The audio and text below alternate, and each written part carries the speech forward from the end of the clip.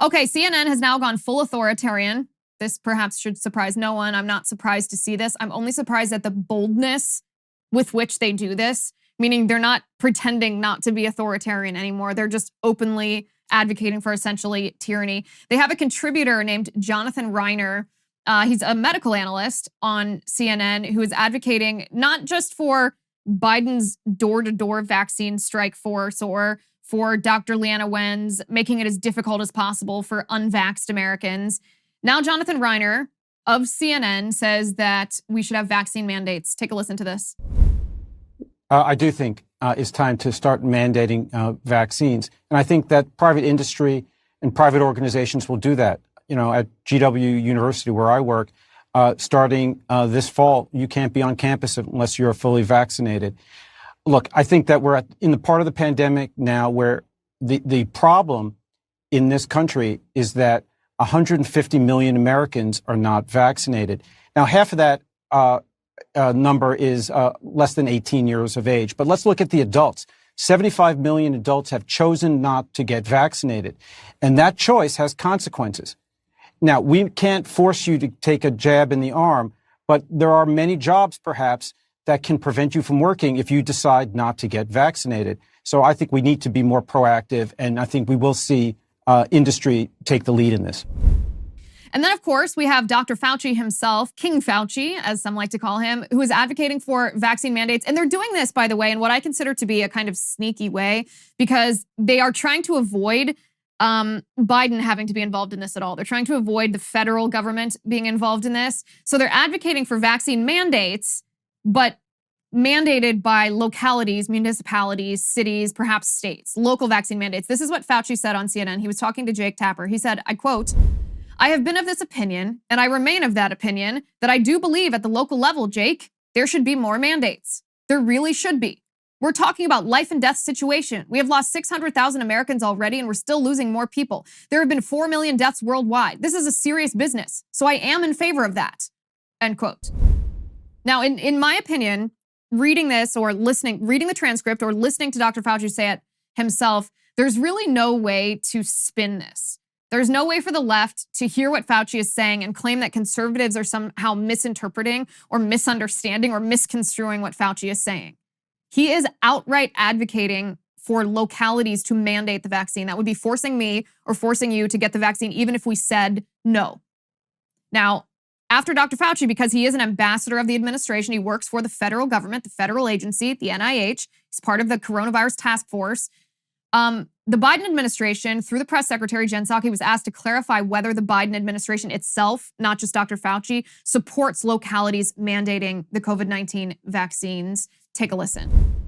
Does President Biden agree with Dr. Fauci that at the local level, there should be more vaccine mandates?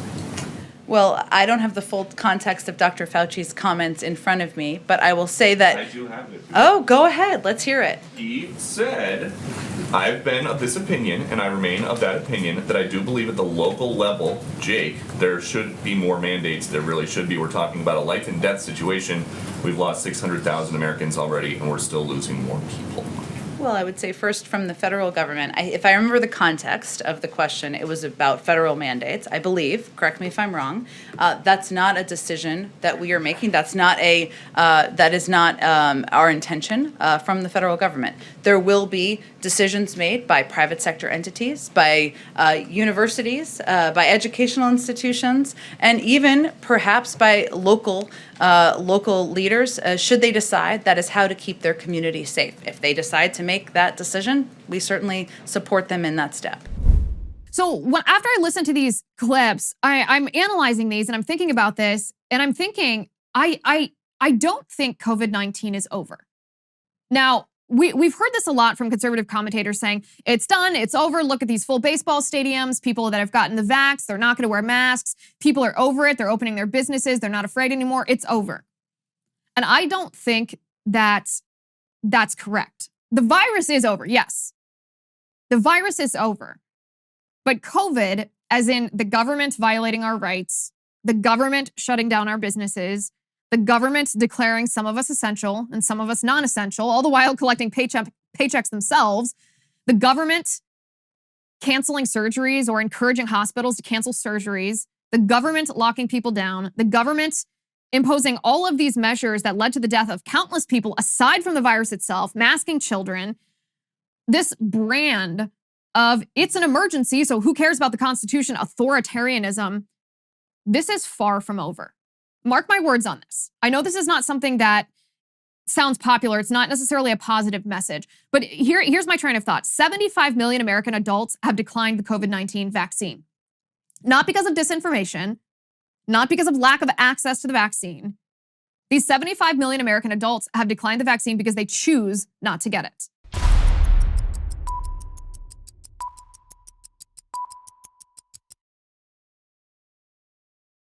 Hi.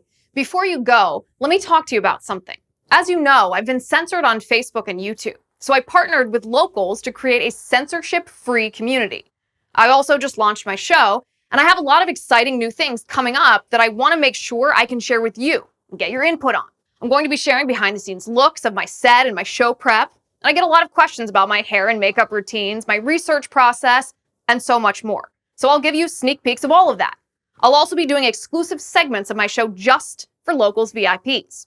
All of my interviews will be shared on Locals for VIPs to watch as well. I'll be taking questions directly from VIPs for the video mailbag in my show, and you'll get the episodes free from ads. Who doesn't love that?